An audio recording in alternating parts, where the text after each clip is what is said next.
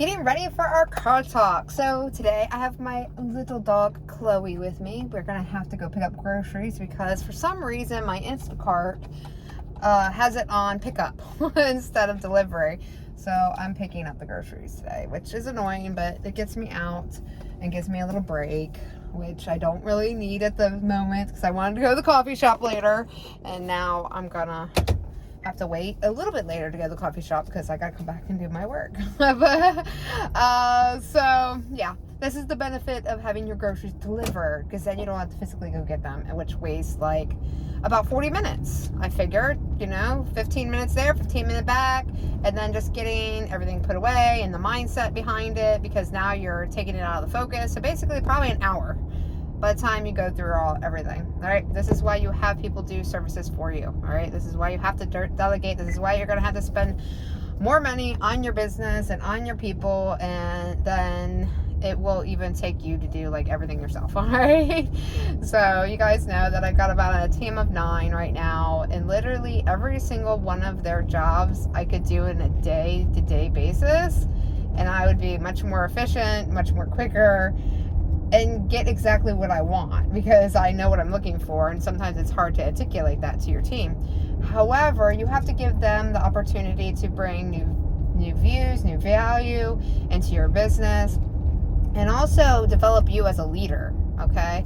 Not just taking over the task, the day-to-day task for you for the things that you want, well, not really want to offload, because you might love it doing everything yourself, which I do, because I know it's going to get done. I know it's going to be on time, and anything that falls short is my own fault. But if I don't give other people the opportunity to work for me, even if they take off, even if they get sick, even if they don't do a good job, it develops me as a leader, because now I can tell them, hey, this is what needs to be done.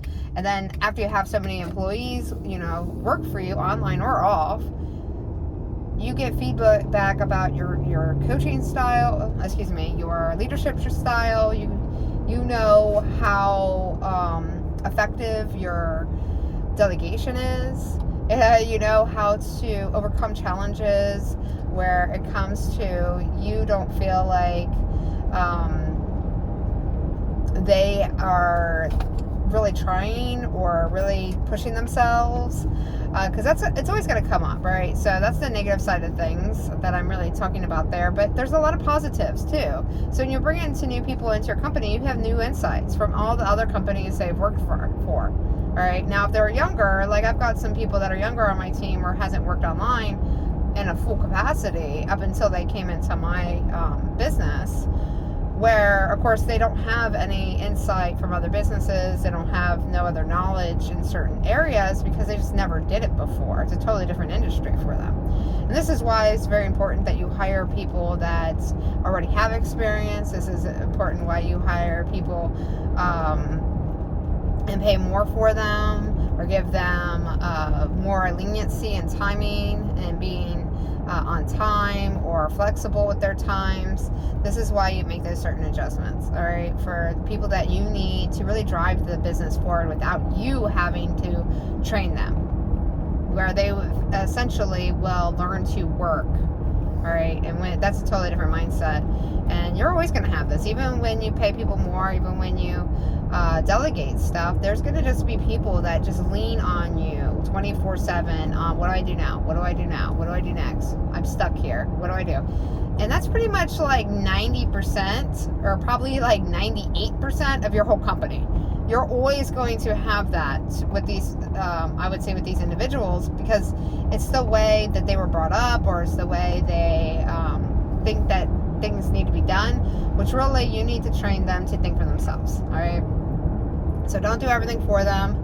Give them, I wouldn't say reprimand, but give them the reasoning by, hey, this is why it needs to get done. This is why I was asking you for it. So they know how important and imperative it is. But then it also makes them aware that, you've been asking for this. You asked for it Thursday. You asked for it Friday.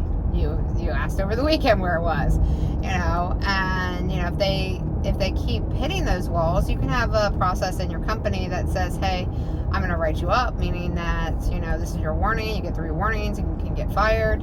Or you just say, you know, this isn't working out for me. You know, either the way I am teaching you and delegating this task to you, the way that we're seeing the results, it's just not good for our company to continue this process because it's costing us more money. Or, you know, hey, I'm just going to let you go, right? So you've got a couple different options there as well.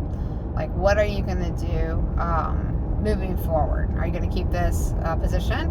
Are you going to combine it with another position with somebody else that might be more efficient? Are you going to change the way you train?